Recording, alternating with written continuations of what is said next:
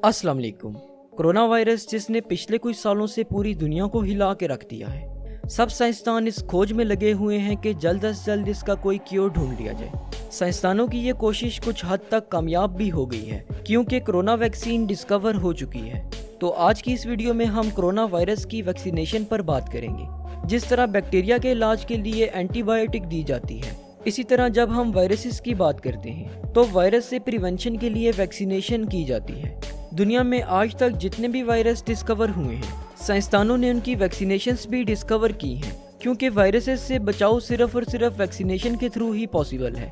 चलिए हम corona vaccine पर नज़र डाल लेते हैं। अगर कोरोना वैक्सीन के स्ट्रक्चर की बात की जाए तो कोरोना वैक्सीन में सिर्फ और सिर्फ कोरोना वायरस का RNA होता है और इसके अलावा कोरोना वैक्सीन की सरफेस पर स्पाइक ग्लाइकोप्रोटीन भी प्रेजेंट होती है जो कि एक लॉक के तौर पर एक्ट करती है। इस लॉक को एक स्पेसिफिक की चाहिए होती है जिसके जरिए से ये ओपन होता है और जैसे ही ये ओपन होता है तो कोरोना वायरस का RNA बाहर आ जाता है। स्पाइक ग्लाइकोप्रोटीन्स जिन स्पेसिफिक कीज के साथ अटैच होती हैं वो रिसेप्टर सेल्स होते हैं जो कि हमारे लंग्स में मौजूद होते हैं। कोरोना वायरस की वैक्सीनेशन के दौरान बॉडी में डेड या एटीन्यूएटेड कोरोना वायरस को इंजेक्ट कर दिया जाता है। जैसे ही ये वायरस बॉडी में इंटर होता है तो इसके सरफेस पर प्रेजेंट लॉक्स जिन्हें स्पाइक ग्लाइकोप्रोटीन्स कहते हैं वो एक्टिव हो जाते हैं। अब हमारा इम्यून सिस्टम एक्टिव हो जाता है और हर मुमकिन कोशिश करता है कि इन स्पाइक प्रोटीन्स को ब्लॉक कर दे। इस काम के लिए हमारे इम्यून सिस्टम में present white blood cells active हो जाते हैं। वाइट ब्लड सेल्स जिन्हें हम लिम्फोसाइट्स भी कहते हैं, उनमें मेनली 3 तरह के सेल्स प्रेजेंट होते हैं: बी सेल्स, टी सेल्स और मैक्रोफेजेस। बी सेल्स का मेन फंक्शन वायरस की स्पाइक प्रोटीन्स का ब्लॉकर तैयार करना है।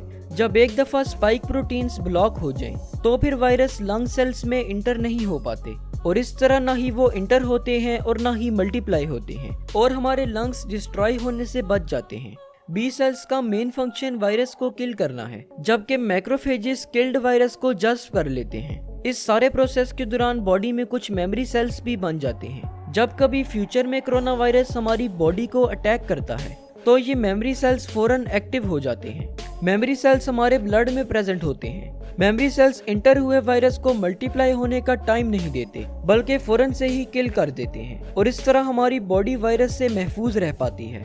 अगर हम कोरोना वायरस की वैक्सीन की सिंथेसिस पर बात करें तो कोरोना वायरस की वैक्सीन को वायरस का इस्तेमाल करते हुए बनाया जाता है। इन वैक्सीन्स को RNA वैक्सीन्स कहा जाता है।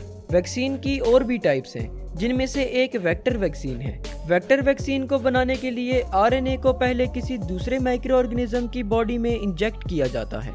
उस माइक्रो ऑर्गेनिज्म को हम वेक्टर का नाम दे देते हैं। इन वैक्सीन्स को वेक्टर वैक्सीन्स का नाम दिया जाता है। वैक्सीन की एक और टाइप में डायरेक्ट ही स्पाइक प्रोटीन को बॉडी में इंजेक्ट कर दिया जाता है। ऐसी वैक्सीन्स प्रोटीन सुबोनेट वैक्सीन्स कहलाती हैं। कोविड-19 वैक्सीन को एक इंजेक्शन के जरिए से अपर आर्म मसल में इंजेक्ट किया जाता है। कोविड-19 वैक्सीन्स की कुछ ऐसी टाइप्स भी हैं जिनकी एक सिंगल डोज भी बॉडी के लिए काफ़ी है, लेकिन कुछ टाइप्स की 2 डोसेस भी लगवानी पड़ती हैं।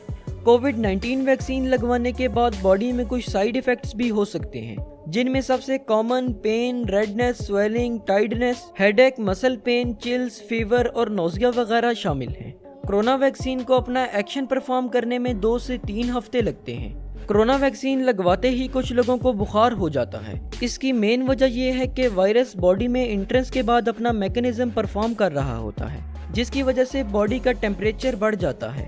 तो होप सो आज की इस वीडियो से आपको कुछ ना कुछ ज़रूर नया जानने को मिला होगा। आप स्क्रीन पर दिख रही कोरोना वायरस पर बनाई गई हमारी डिटेल्ड वीडियो भी देख सकते हैं। शुक्रिया, अल्लाह हाफिज़।